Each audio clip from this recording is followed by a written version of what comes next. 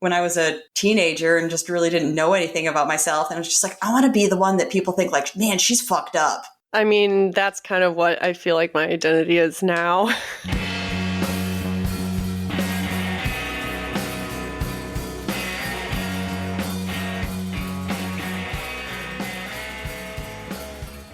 Hey.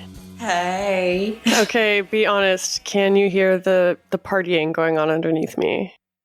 No. Oh, thank God. Okay, I have the Riverside noise reduction feature turned on. Okay. Not a sponsor. Thank you, Riverside noise reduction.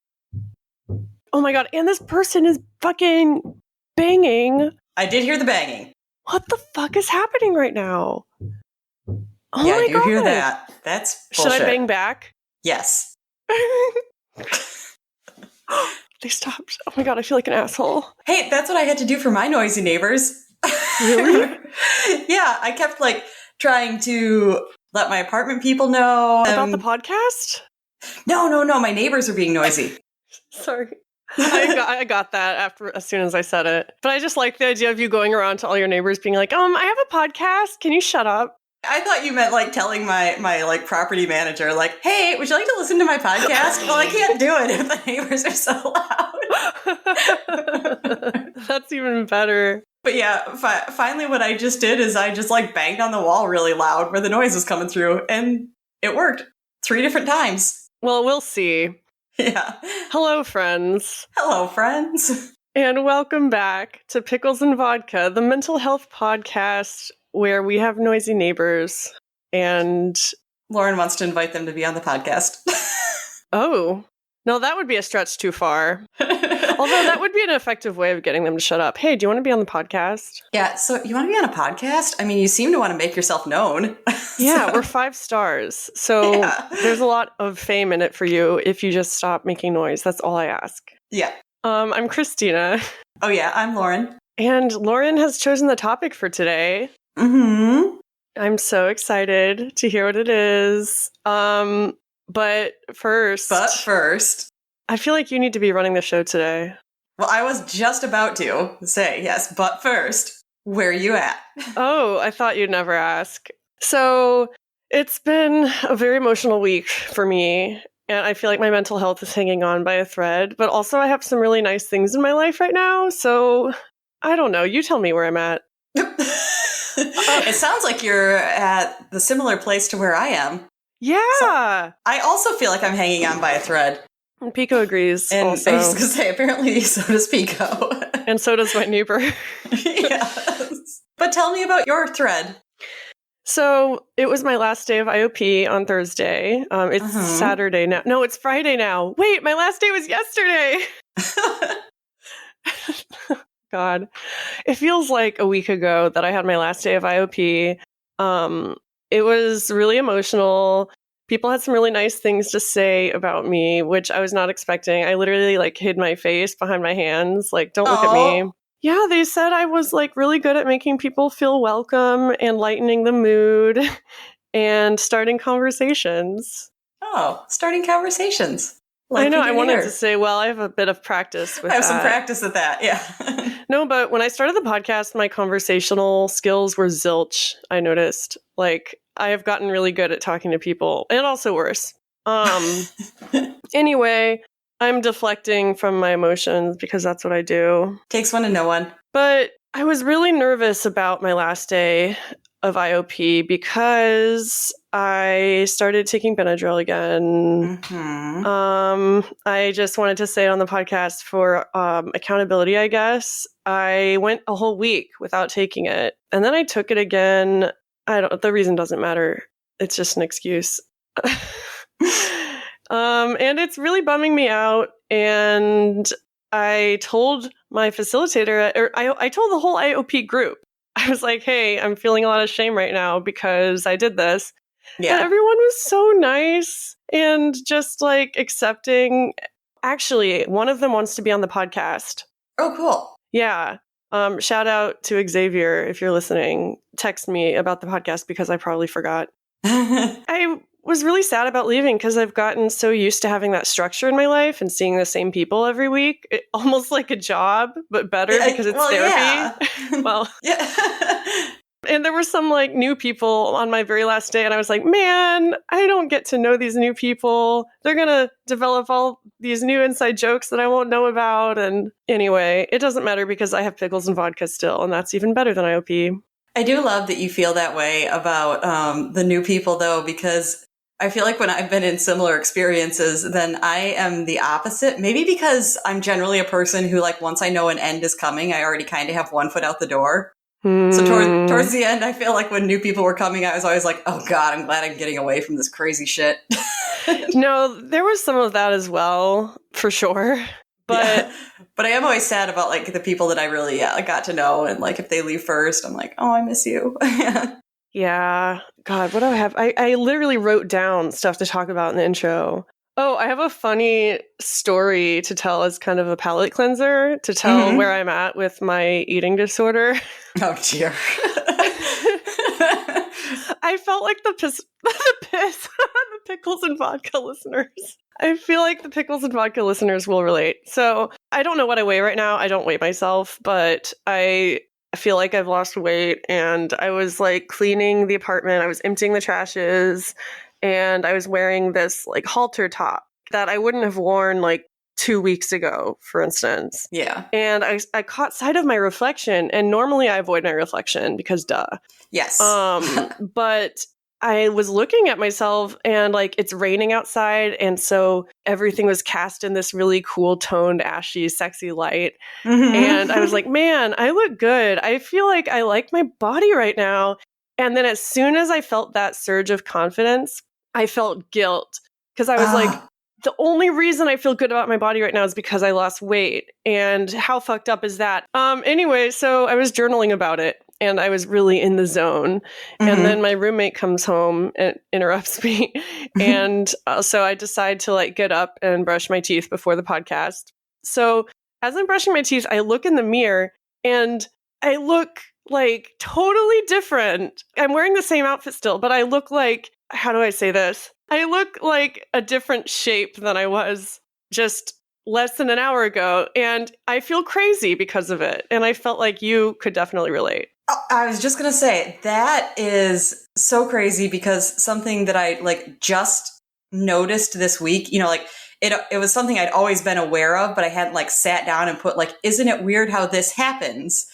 Especially if I'm wearing like an outfit that I feel really good in and I feel, you know, like it's, I don't know, slid onto my body like it's supposed to, I guess, then a lot of times then I've noticed, you know, that, I might have those like couple seconds or whatever, the first couple times that I use the bathroom at work, then I'll look in the mirror and I'll be like, I don't look that bad today. Like I'm kind of okay. But I never think that like by the end of the day, no matter how I felt coming into work, whether I felt kind of meh, whether I felt like I looked great, I always feel like I look like the biggest pile of shit by the end of work. Okay, but you know what? And it's not just, you know, like my face, like my makeup's been all day or anything like that. How did you know I was going to say that? Because I was specifically talking about body shape. Oh, true. Context. Because that's why it kind of, like hit me like this week. Like I was always aware like, and I just, without thinking about it much, I would assume something like that. I'm like, it's probably because I'm so tired and by this point and everything. And then I was like, no, I feel like I've somehow gained 20 pounds over the course of the day every single time. It. Do I have facial dysmorphia or is my makeup just cheap? But it's just like, is there and that made me think, like, is there a certain time of day that you feel better about how you look? Ooh, is that I love normal? that question. Yeah. New pickle pull. When are you most attractive? When do you think you're the hottest? What time of day? I'm legit curious about this, though. No, I am too, because I feel like by about 3 o'clock, no matter what, that's where I'm just kind of like, oh God, I'm gross. I would say 11 a.m. Okay. Because I've gotten ready, but I haven't eaten lunch yet. And I usually have not exerted myself to the point where I start sweating and getting gross and my hair is decent. Yeah. You know, I was just trying to think like just sense memory, like what time of day have I most often felt like I look and feel like I look okay? And I was going to say 10 o'clock. Oh. And I think similar, maybe it hits a little earlier because I have probably like rushed around in the morning and had to, drive to work. And so I'm carrying a little extra stress. So, Yeah. so my peak hits a little earlier, but yeah, Your peak. 10 a.m. But that's where I'm at. Okay. Yeah, I'm glad to be here. Where are you at, Lauren? I am also hanging on by a thread. Take back all the excitement of last week. I don't know if I have an apartment. Oh no. Yeah. So I had to wait to get some questions answered from them last weekend to make sure that I was picking the right unit. So I wasn't able to fully finish my application and send it out. I did on Monday night this week. Tuesday, I get a message from them that says, your application has been declined. What? And I open it up and all it says, we're sorry, you've been declined. Reason, credit. What? And you have good credit though. I do. Better than I thought. Because there was a little PDF attached that gave you some more details, but didn't really tell me why.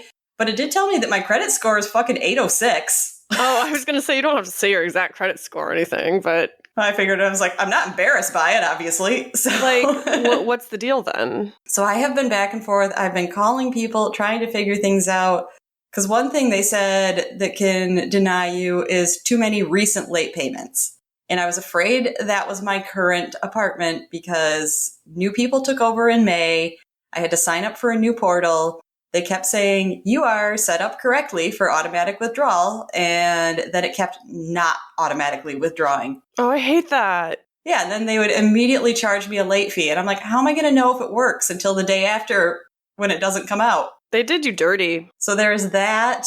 And I have been calling, I had to call both people that put together the actual report that they go off of that confirms or denies. Because apparently it's based on this report. I went into the office and talked to the new apartment people and they're like, we don't get to see the reason. We just see decline. Oh. Yeah. So really, I have to find it. And yeah, so I called both of them and they couldn't tell me, but they could give me a little more information. They're like, it's related to a collection company. Yeah. And I said so do I have to call them? And they were like, yeah. And I was like, can you give me any more to go on than that? Do you have the number? You're telling me that I was supposed to call? And they're just like, oh, well, no, but they're pretty popular. You can Google it. What? Yeah. We are definitely more professional than them. Yes, we are. And so, and I do that. And I finally find a name attached to it, which is a place that I lived 6 years ago when I first moved here. What? And that makes no sense because I moved into my current place a year and a half ago. So why? What's the deal with this old place? Did they suddenly decide, 3 years after I move out, hey, wait, we want more money from her? What? That is so bizarre and unfortunate. Yeah, so at the same time, I am slogging through, digging all of this up. One of the options they told me up front at the new place is, we're not worried about your credit. We're not worried about your income. So if you had a cosigner, then that'd be fine. And I didn't want to do this, but, I'm just being led in circles and I'm really getting worried about time at this point. So I called my mom and I explained it all to her because, obviously, at this point, calling her to be like, I'm a fuck up, Mom. Can you cosign? Well, I have thoughts on that, but we'll get to them later. I was going to say, not that I would shame anybody else for, but I just feel like I have high expectations for myself, of course. And I feel like I've been living alone, for 20 years, that it's kind of feels embarrassing to me to have to, I get it. Yeah. But she would have agreed, but she was also concerned because she decided to change her name when she got married. And she's like, I just got my new social security card with my new last name, but it's not changed on a bunch of other stuff. Oh, come on. So she's just I don't want to mess it up for you if, they have to dig in me and they, go by my current last name as of today and say you have no credit history. I feel like that would be the least of your worries at that point. How your mom's... Did you hear that? I did.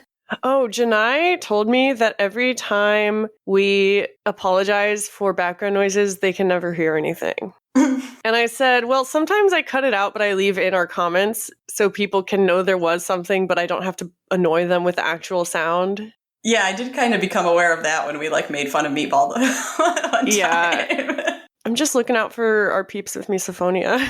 Exactly, like me. Yes. Anyway. No, but it's just, like if my mom was going to co-sign, then obviously she'd have to pass the check. And that's what she was just worried about if she didn't. Like, that's just going to give me more of a headache. So actually, her new husband said, if she's not certain about it, he's like, I will. Aww. I know. So he did fill it all out today. So we have that as, hopefully a backup plan. As I was talking to him and he was doing it and getting all the information, and I was kind of like trying to help him through it because obviously I had to do it online. He was like, what am I looking at? Oh, man. But yeah, then I was just like, not that I ever feel like I said anything like mean about him or anything, but I was like, I can only say nice things now. Like, you're my hero. That's it. Yeah. He's the Zad. Wait, no. Oh. No, wrong context. Wrong word. He's a solid dude. Yep. Took one for the team. Welcome to the family. Yeah. And I'm sorry for calling you a Zad. You know what? I'm not sorry.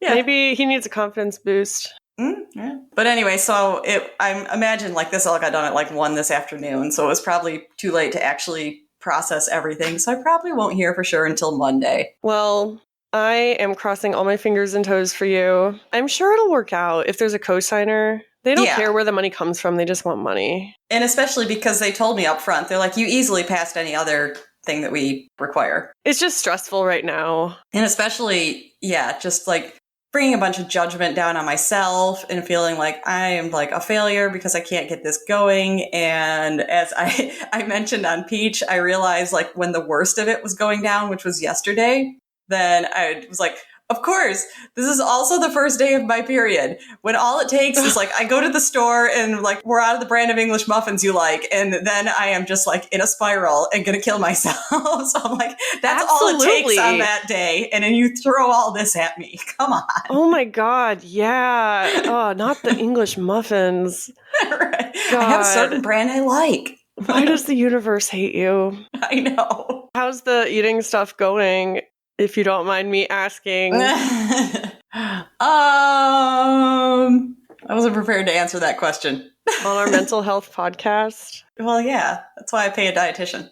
Oh my God. Well, I don't know. It's been ups and downs, I feel like. And that's not surprising because my entire week has felt like ups and downs. So that's life. I'm like, it follows. That's how I dealt with other issues in my life for, 20, 25 years. So it's not that easy to just say like, and now you won't use this anymore. Yes. Well, that's the thing. It is a tried and true coping mechanism. It's like me losing weight and feeling better about my body. Mm-hmm. Like there's a reason we do it because it is effective, if only in the short term, if only sometimes. You can see the absurd there. Like when you think about it, it's like, so I lost a little weight. What has that changed about anything in my life? But you feel good for a minute.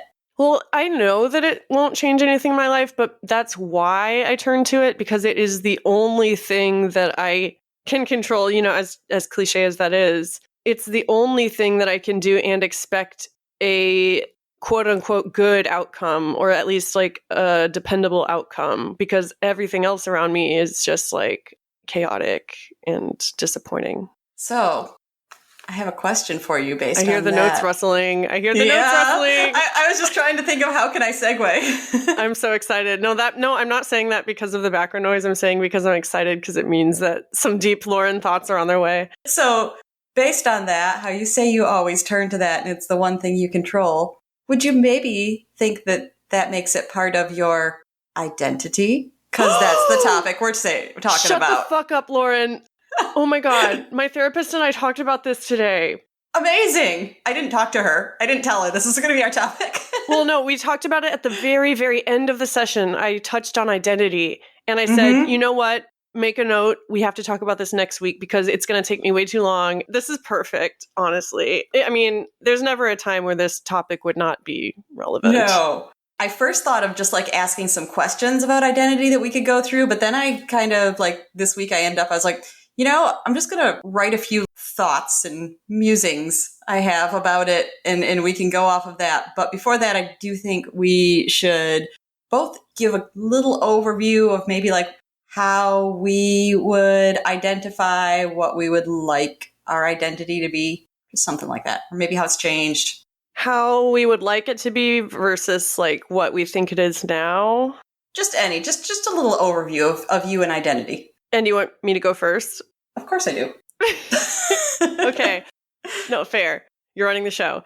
I want my identity to be like, I want to be seen as a very, like, obviously creative, intelligent person who is generous with their talents and their resources.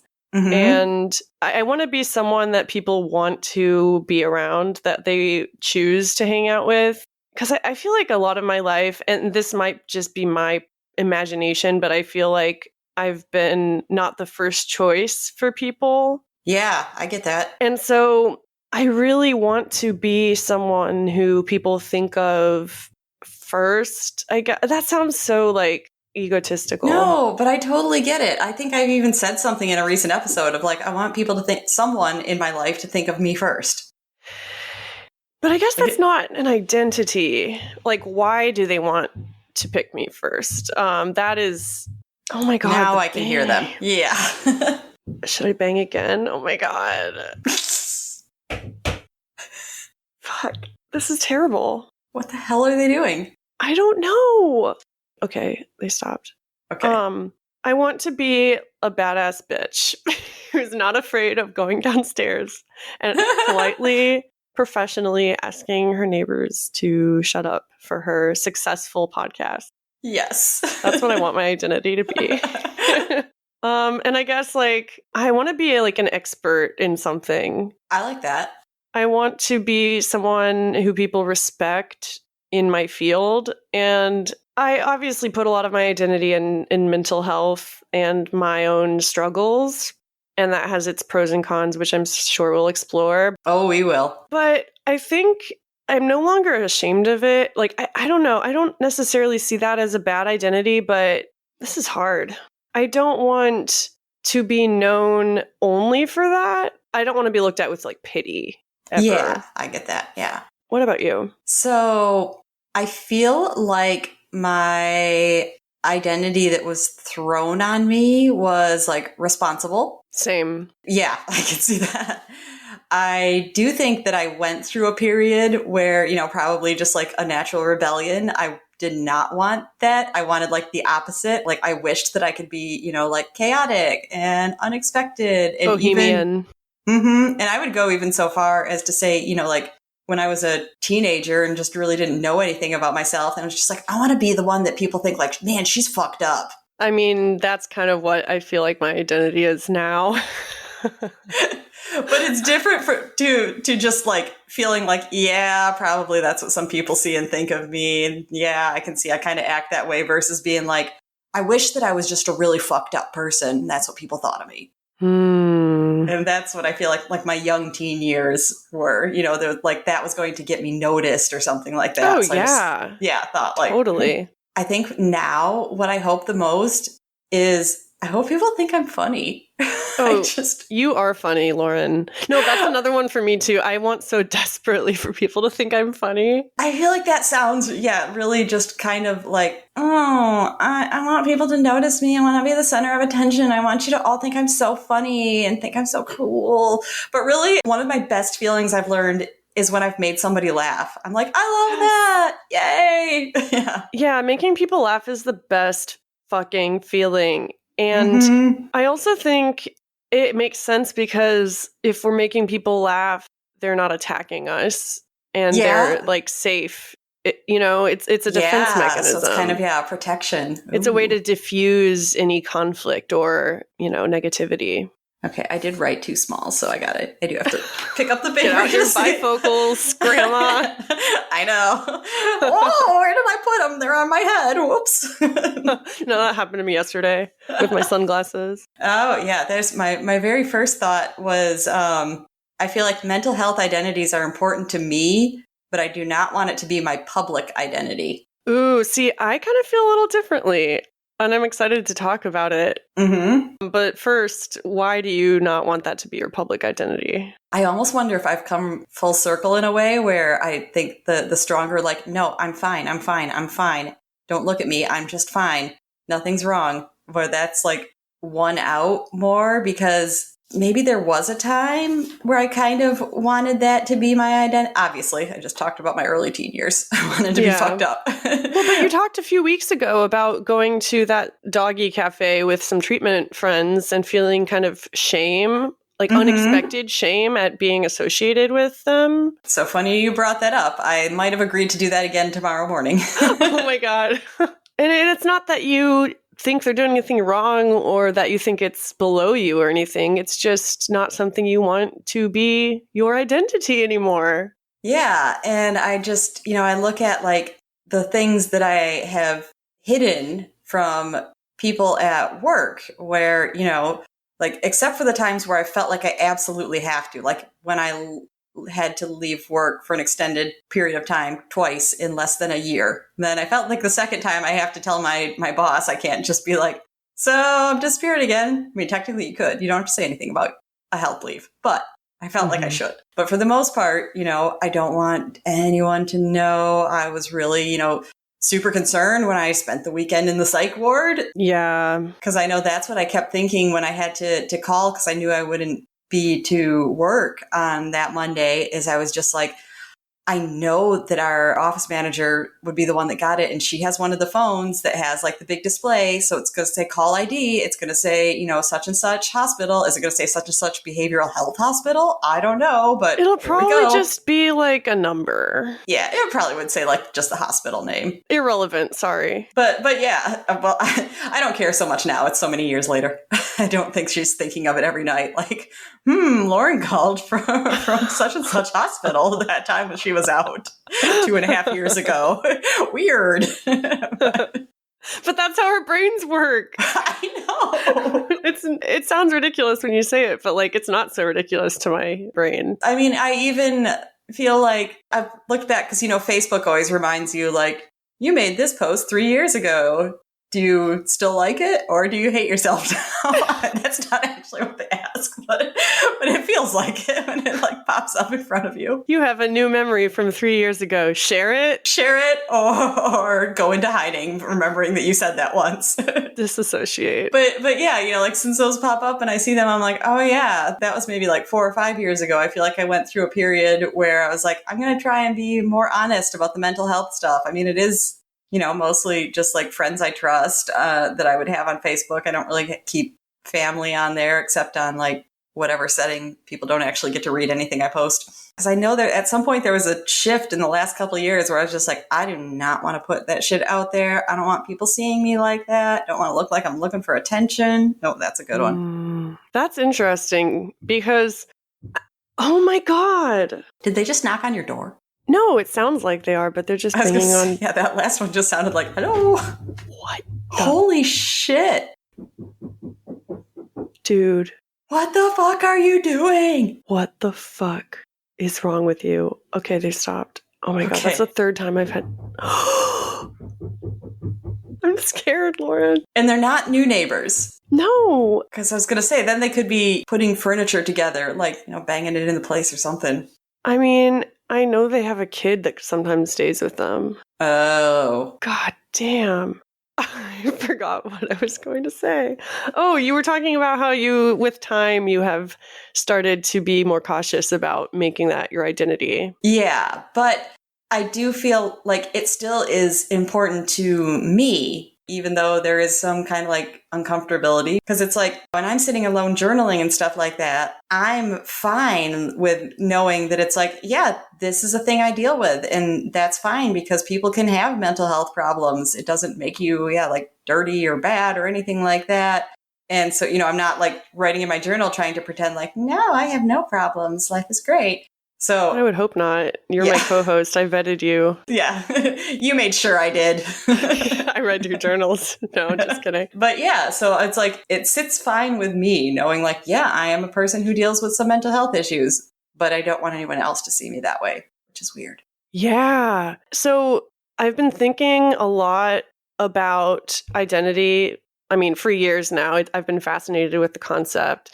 Mm-hmm. But you may have noticed that lately there's been a lot of conversations about like a personal brand and branding in general. Like I literally worked professionally in marketing for many years. And so I thought I knew the difference between a brand and an identity. And I think that picture of you like being fine writing about it in your journal, but it's not something you want to put on Facebook. Like I think that's a really good analogy for like a brand versus an identity. I can see that. I mean, to segue into what I think about it, I am over a decade younger, so I'm not saying that I eventually won't come to your same conclusion. Mm-hmm. But also, I write about my mental health identity, and I want to eventually, publish books and be known for, oh my God. I'm going to drive over there and kill them. It'll take a while. Someone is saying, get out, get out. Oh. What? What the hell? The fuck? It's gotta be that kid. It's gotta be that kid.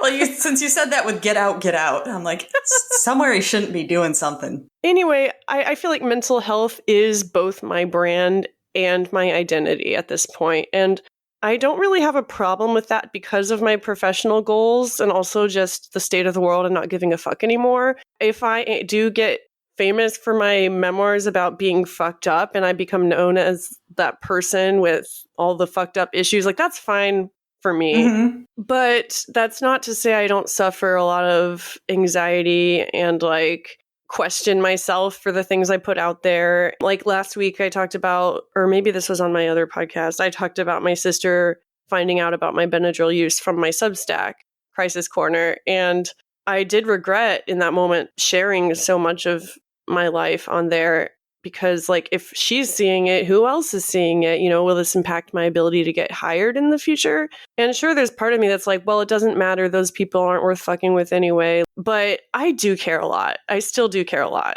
And I don't know where I was going with this, but I am a lot more public about it, I think, than you are. Yeah. But I think that doesn't mean that our identities aren't the same in some ways, Right, because I do feel, and I'm not going to say, it's necessarily an age thing, like, no, you'll come back to where I am in a few years. But I do feel like when I was around your age, I was starting to like kind of flip on that and be like, maybe I just should put it out there. Like there shouldn't be shame in it or anything like that. And I don't know, maybe like testing that may be too uncomfortable because I feel like I'm kind of coming back to, it's not that I don't want to relate to people and I don't want people to see, like these struggles aren't things you should be ashamed of, but I want a level of, gotta say this word, a level of anonymity. Yeah. Covering it still. And that's totally valid also. Sorry, there's literal crickets. Well, we can move on to the next thought, which is a total curveball. When people ask you, what do you do? And I have had thoughts before about that question. I had a time because I was just getting so annoyed because once you get to like an adult age, then they basically mean, what is your job? And your job means your identity. Yeah, because it's the first thing that they want to know about you. So clearly they think it's the most important. They're like, what do you do? And I just had a period, and maybe I'll try and remember this again, where I was like, when somebody asks me that the next time, they're going to be like, what do you do? And I'm going to be like, well, I put together jigsaw puzzles. I play a lot of music. I love to cuddle my dog. And I'd be like, you asked me what I do, not what my job is. Well, you say that as a joke, but I think more people should respond that way. Exactly. That's why I put in my notes. I was like, let's change the narrative. Yes. But with that said, what do you say now? I say... Wait, we should role play. Oh, yeah. Let's pretend we're at a family reunion and I am a distant cousin. Okay. Hey, Hi, Lauren. Wow, we must be related. We both did the same thing. Wait, you're Lauren, right? Yeah, I'm Rob's daughter. Oh my God, good old... I doxed my dad. We can bleep it out. Okay. So you live in St. Louis, right? Yeah, for a while now. Oh my God. So what do you do? Oh, well, I work at a small insurance firm. I do accounting for them. What about you? So you're an accountant? Yeah, well, I didn't actually get a degree in it, but I'm the only one that does accounting for them, so I must know something. Oh my God, you sound so insecure. Because that's probably how I'm feeling in those conversations. Oh, that was too real. What do I do? Well, I'm a writer. Oh, cool. Have you had anything published? Well, no, it's mostly just a hobby for now. But I went. Sorry, I was somehow tempted. This is mean of me. I was tempted to suddenly turn into my mom. I was going to be like, oh, so were you planning to teach with that? Oh, let's turn this into a different role play with your mom. Let's pretend I'm meeting your mom. You can be your mom. Okay, yeah, go on. I just asked you if you published anything. No, actually, it's just a passion project for now. I have a degree in web development, but I don't use it. I did marketing for a while, but it wasn't for me. Oh, so would you like write about marketing for web development or something like that? Yeah, marketing. Yeah, I did marketing for many years. Not so much anymore. So what are you going to do with it with the writing? Do you have another job on the side? I love your necklace. I'm done with this segment. Ooh, that is a really great question. It's one of those questions that is more interesting than the answer. Mm-hmm. Because when I ask people, what do you do? I'm not really interested in their job. I'm interested in what that tells me about them. Yeah, I'm kind of interested in like how they will answer and how they'll act.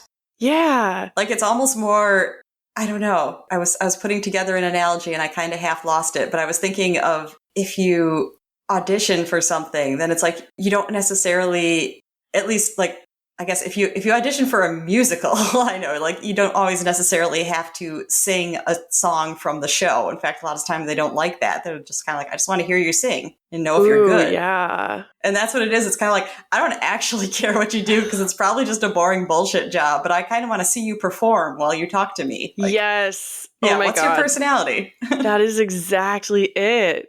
And I will say, since I became unemployed in December, I mean, even before then, I didn't like talking about my job. It was a boring job. It wasn't what I wanted to do long term. And so when people asked me what I did, I kind of had like a 2-sentence minimum summary that I would give them. And then I would, sometimes I would talk about the podcast, honestly. Oh, that's cool. Yeah. I mean, I do tell people I'm a writer, and now, you know, I've been writing consistently online for over a year now. I feel a little more comfortable saying that and pointing them to my Substack, for instance. But now that there's content, yeah, or pointing them to this podcast. But yeah, I have felt really, I still get nervous when people ask me that, because on one hand, they don't see it as legitimate, or they see it as legitimate and they want to know more. And then I get imposter syndrome. Yeah. And that's equally terrifying. One thought I had on this is I was just like, what if we try and start a movement and get people to answer that question like you would have when you were a kid? Well, I would have said I was a writer. Exactly. Because that's what I think. Because I'm like, what if someone had asked me what I did when I was a kid, then that's what I would be like, I write and play music.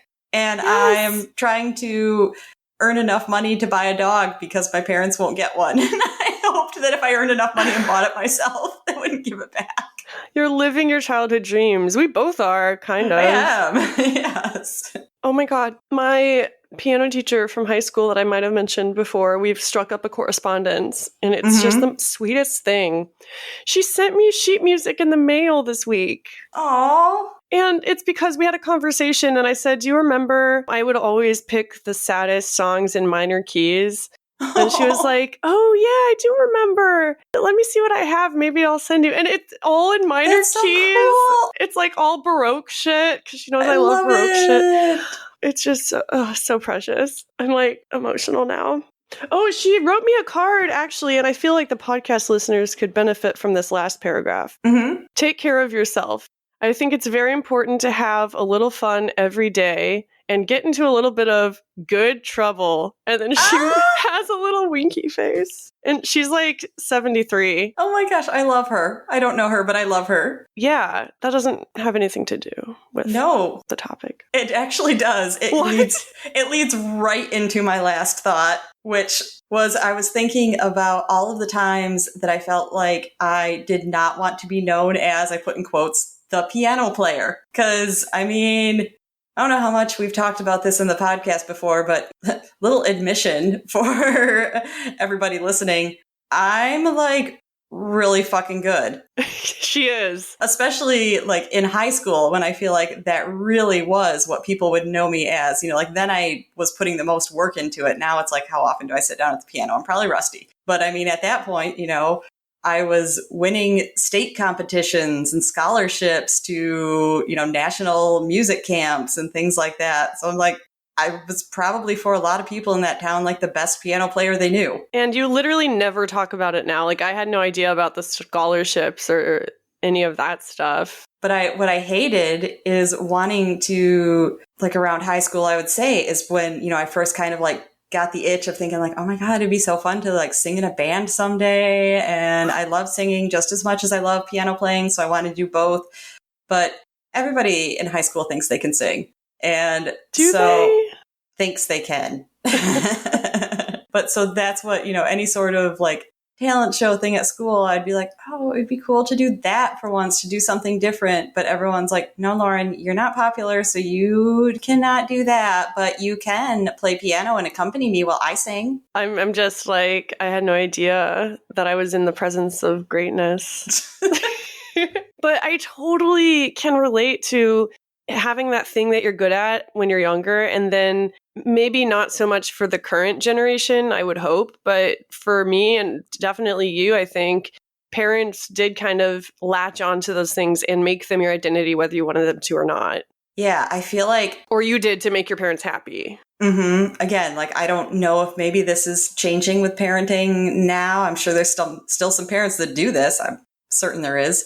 But I feel like it was, especially when I was growing up, a common thing for parents to, like, some might let their children try things and see what they took to the most. Some might just force what they wanted them to do. But picking one thing for your kid and being like, this is what you're going to be amazing at. Okay, that's why this topic of identity is so complicated, because I feel like when asked what my identity is, I was struggling to come up with like one or two things, because that's what we're conditioned to do.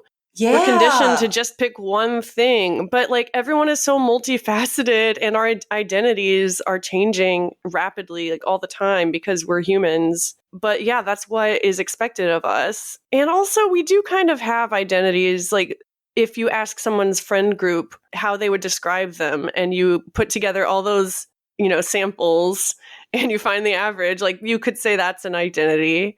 Mm-hmm. But that is kind of shallow, like, because you can only go so deep. Yeah, and it still is like just the what do people think of you? Like, what do you let them see? So it's could be flawed. But I want to talk about like the internal identity, like how your mental health stuff, I think you said earlier, that's always going to be a part of you, and that's always going to affect the way that you interact with the world and who you are. Mm-hmm. That, I think, is the true identity that we're talking about, but that no one sees. And that's different from like an external identity, like a brand, if you will. Yeah. This is such a fascinating conversation. Because definitely, going back to what you said about the realizing the difference, then that whole like piano player thing, I'm just like, whether I wanted it to be or not, you're right. That was more of a brand. And what do you do when you want to change your brand? You hire a PR specialist and they have to coach you. Like, I'm trying to translate this to more like accessible example. Like changing your hair all the time. I have changed my hair colors as you have. Mm-hmm. So many times. I mean, I look like a different person in every single photo that's tagged of me, I feel like. And you do, because you also change, I feel like, a lot. Like, you will go for a very dramatically different style. Yeah, I'm very much a chameleon in terms of my personal style. And I'm experimenting, and I wasn't allowed to experiment with my style as a kid. And so I feel like even though I'm 31, almost 32 next week, I still don't know what my style is, but I feel the freedom to experiment. And that's so liberating for me. Yeah, I feel like that too. And I feel like sometimes, especially like friends I have that are younger, like if I'll wear something, they'll just be like, oh, you can tell that you grew up in the 90s. That's, Hey, what goes around comes around. Have you been to an Urban Outfitters lately? God. I haven't really, but I'm not surprised. It's about time for the 90s to hit. Dresses over bell-bottom jeans. No. Yes. Tiny bows across your chest and your hips. Oh, stop. I feel like what my style is becoming is some kind of like more recent decades fused with, I'd say maybe like what I feel like I can tastefully pull from late 80s. Because nice. Definitely some things are bad. But what I realized is I was like, of course, because the late 80s would be when I was like elementary school. So I wasn't even, like high school. I could maybe buy some of my own clothes if I wanted something. But I was like, at that time, all I could do is be like, I can't wait until I'm grown up and glamorous and beautiful and I get to wear all those neon colors. Yes. Or whatever else I loved in the 80s. See, I just wanted to wear black all the time, and now I pretty much do. I wanted sparkles and shimmer. For the Instagram, we should find an outfit that most represents our personal style, and we should post it. I love it. And maybe y'all can send in your OOTDs, yours as well. That would be so fun. I sound like an old person. OOTD. Was that those oods? Is that what the kids call them? LOL, lots of love. Yes. Did you have any more notes about identity? That was all I had. I love this conversation, and I'm so excited to continue it next week with our listener feedback. Mm-hmm. How do you think you want to phrase this upcoming pickle poll? Oh, I was going to try and have something ready, but, then all of the apartment stuff fell around my face. I wanted something to get a little more deeper than just like, what do you think is your identity? Well, what about just, do you feel like you have an identity? Ooh, I like that. And what is it? Do you disagree or do you agree? I don't know. What if, do you feel like you have an identity and what would you like it to be? There we go. All right. Stay tuned. Follow our Substack, picklesandvodka.substack.com. And you can join our chat and our Instagram. I don't know why I'm saying all this. It'll be at the end. Also follow Christina's personal Substack, because I just did that today. And it was funny you talked about this up top, because I did just read the piece you wrote on your Benadryl addiction today. Yeah, that was so scary for me to post. I wrote about my Benadryl addiction publicly, like for the first time in 4 years. And I think the precursor to that was talking about it on the podcast. It's still very new to me, but thank you for your subscription, your reads, your attention. I eat that shit up. I got your back. xtinajumper.substack.com. Yeah, and I had more housekeeping, but I want to save it for next week because we're going a little long today. Okay. I mean, maybe, I don't know. I guess I can throw in, I got a lovely package from Christopher of the Unfocused Writer podcast. So Christopher, in addition to being a writer, an accomplished writer who has taken part in publishing an actual physical literary journal called the Memoirist Quarterly, I think. He is a watercolor painter. Oh. An artiste, if you will. I'm trying to look up the Instagram so I can direct people to it. I didn't prepare to talk about this. But, yeah, I put you on the spot. But like, I commented on one of his paintings and I said, this is my favorite. And he messaged me. He was like, can I send it to you? Oh my God. And he did. And he also included a bunch of fun little extras, like a couple pens and like beautiful, like blank postcards, like really thick, good quality paper, and a little field notes notebook. It's so cute. And I'm just like blown away. And I haven't like thanked him personally yet. This is not a stand-in for me thanking him personally, by the way, but it kind of is. But yeah, that was just so sweet. And I am going to double down on my efforts to get him on the podcast.